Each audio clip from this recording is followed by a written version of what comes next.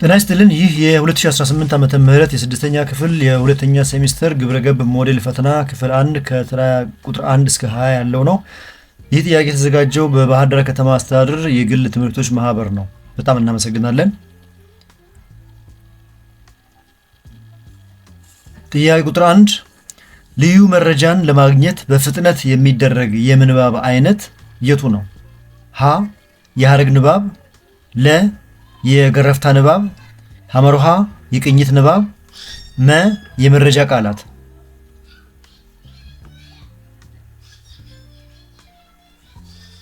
መልሱ የቅኝት ንባብ የሚለው ነው። የቅኝት ንባብ የምንለው አንድን ሰፊ ጽሑፍ ውስጥ የምንፈልገውን ልዩ መረጃ ለምሳሌ ቁጥር ወይም ስም ወይም ቀን ብቻ ለይቶ ለማውጣት በፍጥነት የምናነብበት ዘዴ ነው።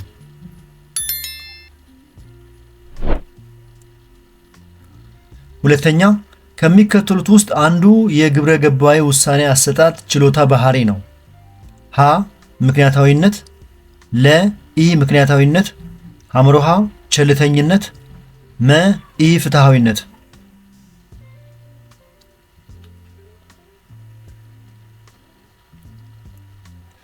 ምክንያታዊነት ካላችሁ ትክክል ነው። ማንኛውም የግብረ ገብነት ውሳኔ ስንወስን በስሜት ወይም በደመነፍስ ሳይሆን በትክክለኛ ምክንያቶችና ማስረጃዎች ላይ ተመስርተን መሆን አለበት።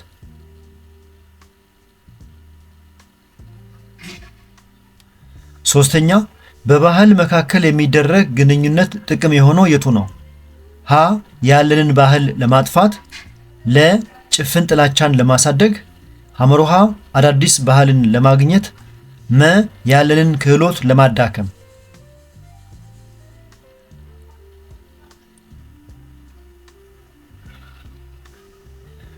አዳዲስ ባህልን ለማግኘት ካላችሁ ትክክል ነው። ልዩ ልዩ ባህሎች ያላቸው ማህበረሰቦች እርስ በርስ ሲገናኙ አንዱ ከሌላው አዳዲስ እውቀቶችን፣ የአኗኗር ዘይቤዎችንና መልካም እሴቶችን ይማራሉ።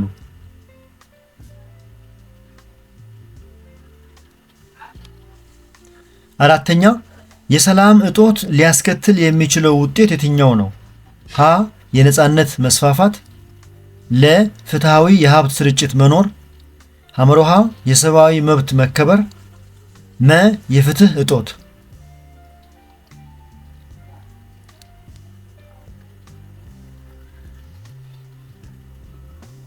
የፍትህ እጦት ካላችሁ ትክክል ነው። በአንድ አካባቢ ሰላም ከጠፋ ሕግና ስርዓት ይደፈርሳል። ይህም የዜጎች መብት እንዲጣስና ፍትህ እንዲጠፋ ያደርጋል።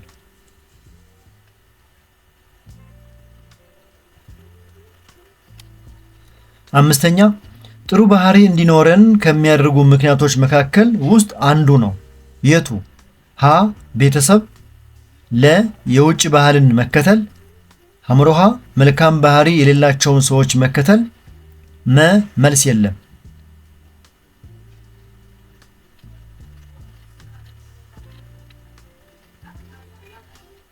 ቤተሰብ ካላችሁ ትክክል ነው። ቤተሰብ የልጆች የመጀመሪያው የግብረ ገብነት መማሪያ ትምህርት ቤት ነው። ከቤተሰቦቻችን መልካም ስነ ምግባርንና እሴቶችን እንቀስማለን። የተከበራችሁ የዚህ ቻናል ተከታታዮች እየፈጠንኩ ወይም የዘገየሁባችሁ ከሆነ ቪዲዮውን እያስቆማችሁ ተከተሉኝ። ጥያቄ ቁጥር 6 የሌላቸውን የግብረ ገብነት ባህሪያት እንዳላቸው አድርጎ የማስመሰል ባህሪ የሚገልጸው የቱ ነው? ሀ ፍቅር፣ ለ ሱሰኝነት፣ ሐመርሃ ግብዝነት፣ መ የግብር ስወራ።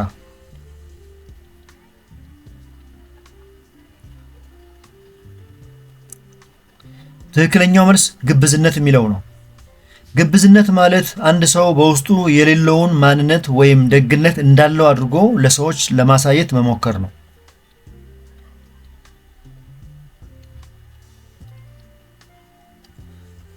ጥያቄ ቁጥር 7 ምንባብ በአንባቢውና በመጽሐፉ መካከል የሚካሄድ መስተጋብራዊ ሂደት ነው ያለው ሰው ማን ነው? ሀ ሉተር ኪንግ፣ ለ ኔልሰን ማንዴላ፣ ሐመርሃ ቶማስ ጄፈርሰን፣ መ ብሬንስ።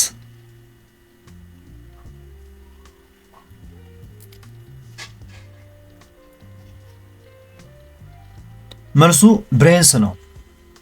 ብሬንስ የተባለው ምሁር ንባብ ዝም ብሎ ቃላትን መመልከት ሳይሆን አንባቢው ከመጽሐፉ ጋር ሐሳብ የሚለዋወጥበት ሂደት መሆኑን ገልጿል።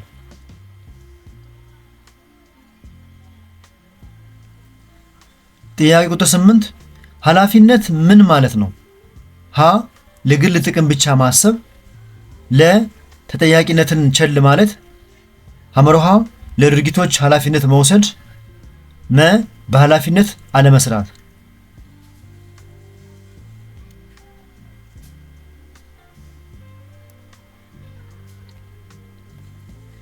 ኃላፊነት ማለት ለድርጊቶች ኃላፊነት መውሰድ ማለት ነው።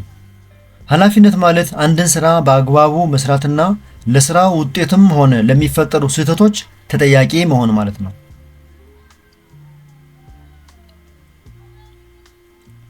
ዘጠነኛ አንድ ሰው ትክክል ነው ብሎ የሚያምንበትን ነገር የማድረግ ችሎታ የሆነው የቱ ነው? ሀ ድፍረት፣ ለ ሰላም፣ ሐመሮሃ እዝነት፣ መ ርህራሄ።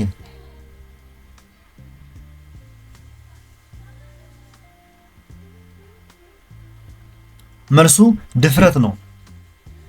ስነ ምግባራዊ ድፍረት የምንለው ምንም እንኳን ተጽዕኖ ቢኖርብንም ትክክል ነው ብለን ያመንበትን እውነት ለመናገርና ለመተግበር መቻል ነው።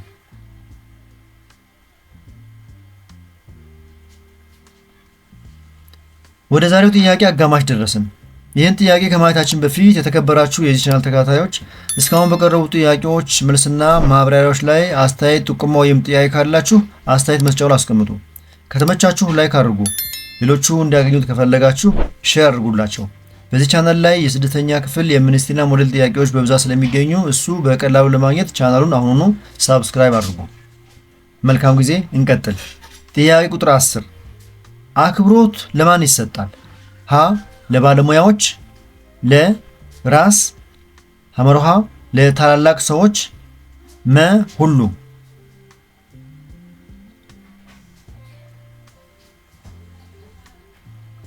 መልሱ ሁሉም የሚለው ነው። አክብሮት ለራስ፣ ለቤተሰብ፣ ለታላላቅ ሰዎች፣ ለባለሙያዎችና ለሁሉም የሰው ልጆች የሚገባ ሁለንተናዊ እሴት ነው። 11ኛ ከሚከተሉት ውስጥ አንዱ የመልካም ባህሪ ማጎልበቻ መንገድ ነው። ሀ ለግብረ ገባዊ መርሆች መከበር ዝቅተኛ መሆን፣ ለ ቃልን አለመጠበቅ፣ ሐመሮሃ አላስፈላጊ ምኞቶችን ማስወገድ፣ መ ኃላፊነትን አለመወጣት።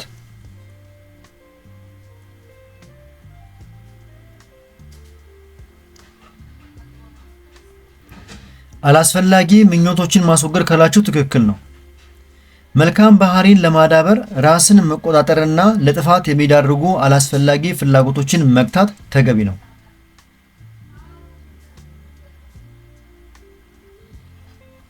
12ኛ ከሚከተሉት ውስጥ አንዱ ሀገራዊ ኃላፊነት ነው።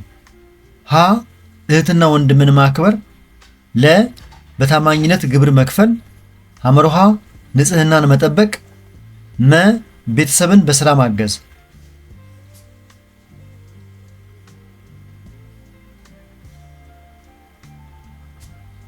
በታማኝነት ግብር መክፈል ካላችሁ ትክክል ነው። ምክንያቱም ግብር መክፈል አንድ ዜጋ ለሀገሩ እድገትና ለመሰረተ ልማት ግንባታ የሚያበረክተው ትልቁ ሀገራዊ ግዴታና ኃላፊነት ነው።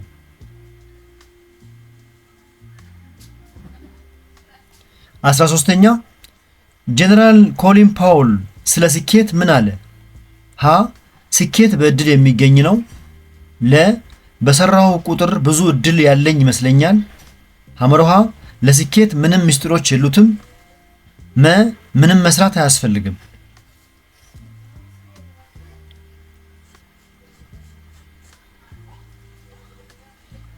ትክክለኛው መልስ ለስኬት ምንም ምስጢሮች የሉትም የሚለው ነው። ኮሊን ፓውል ስኬት ከዝግጅት ከጠንካራ ስራና ከሽንፈት በመማር የሚገኝ እንጂ ምንም አይነት ድብቅ ምስጢር እንደሌለው ገልጿል።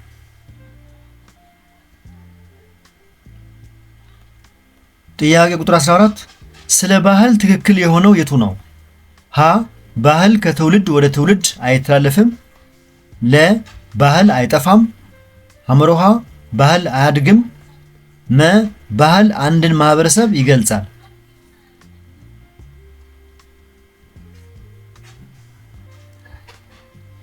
መልሱ ባህል አንድን ማህበረሰብ ይገልጻል የሚለው ነው።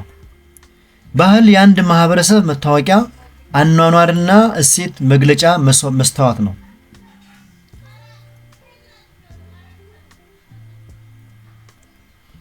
15ኛ አሉታዊ አስተሳሰብ ምንን ያስከትላል?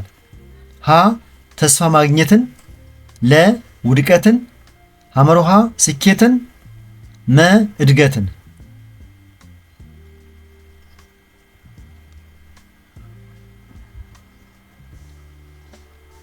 ትክክለኛው መልስ ውድቀትን ነው። ነገሮችን ሁልጊዜ በመጥፎ ጎን ማየት ተስፋን ያጨልማል፣ ለሥራ ያለንን ተነሳሽነት በመቀነስ ለውድቀት ይዳርጋል።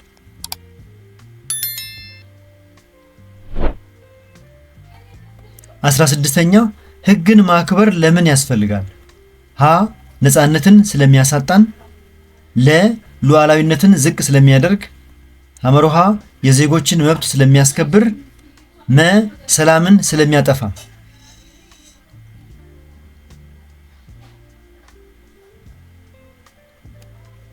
መልሱ የዜጎችን መብት ስለሚያስከብር የሚለው ነው። ሕግ የዜጎችን መብትና ግዴታ ይደነግጋል። ሕግ ሲከበር ሁሉም ሰው በእኩልነትና በሰላም የመኖር መብቱ እየተጠበቀ ይሆናል።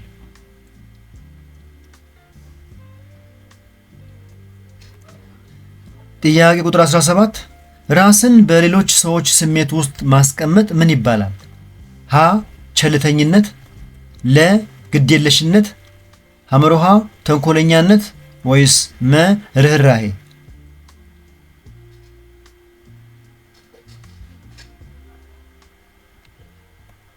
ርህራሄ ካላችሁ ትክክል ነው። ርህራሄ ወይም አዛኝነት የምንለው የሌሎችን ስቃይና ስሜት እንደ ራሳችን አድርገን የመረዳትና የመጋራት ችሎታ ነው።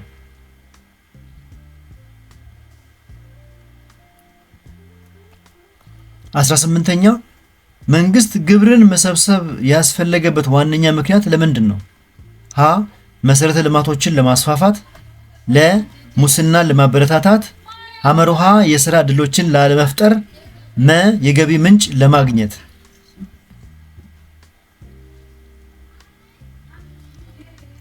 መልሱ መሰረተ ልማቶችን ለማስፋፋት የሚለው ነው። መንግስት ከዜጎች የሚሰበስበውን ግብር እንደ ትምህርት ቤት፣ ሆስፒታልና መንገድ ያሉ ህዝባዊ መገልገያዎችን ለመገንባት ይጠቀምበታል።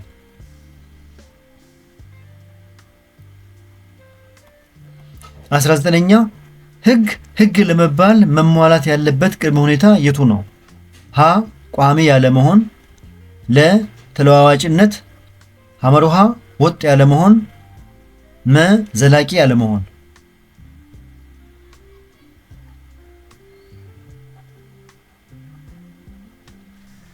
ተለዋዋጭነት ካላችሁ ትክክል ነው። ህግ ከማህበረሰቡ እድገትና ለውጥ ጋር አብሮ የሚሄድና አስፈላጊ ሆኖ ሲገኝ የሚሻሻል መሆን አለበት።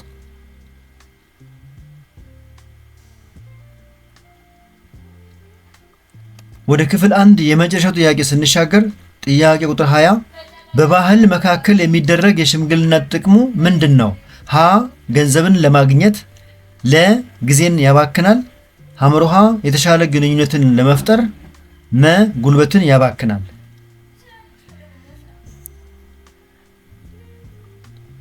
መልሱ የተሻለ ግንኙነትን ለመፍጠር የሚለው ነው። በትክክለኛው የግብረ ገብነት ትምህርት የሽምግልና ዋና ጥቅሙ የተሻለ ግንኙነትን ለመፍጠር፣ ግጭቶችን በሰላም በመፍታት ጊዜንና ገንዘብን መቆጠብ እንዲሁም ሰላምን ማምጣት ነው። የተከበራችሁ የዚህ ቻናል ተከታታዮች እስካሁን በቀረቡ ጥያቄዎች መልስና ማብራሪያዎች ላይ አስተያየት፣ ጥቆማ ወይም ጥያቄ ካላችሁ አስተያየት መስጫው ላይ አስቀምጡ። ከተመቻችሁ አሁኑኑ ላይክ አድርጉ። ሌሎቹ እንዲያገኙት ከፈለጋችሁ ሼር አድርጉላቸው። በዚህ ቻናል ላይ የስድስተኛ ክፍል የሚኒስትርና ሞዴል ጥያቄዎች በብዛት ስለሚገኙ እነሱ በቀላሉ እንዲደርሷችሁ ከፈለጋችሁ ደግሞ ቻናሉን አሁኑ ሳብስክራይብ አድርጉ። እየፈጠንኩ ወይም የዘገየው ከሆነ ያቀረብኩላችሁ ቪዲዮን ያስቆማችሁ ተከታተሉ። በዚህ ቻናል ላይ ያለውን ጥያቄ በፒዲኤፍ ከፈለጋችሁ ቴሌግራም ቻናላችን ላይ በመግባት ሃሁቲው የሚለውን ቻናል ጆይን በማድረግ ልታገኙ ስለሚችሉ እንደ ማጣቀሻ ተጠቀሙባቸው። በክፍል 2 እስከምንገናኝ መልካም የጥናትና የዝግጅት ጊዜ ይሁንላችሁ። ቻው።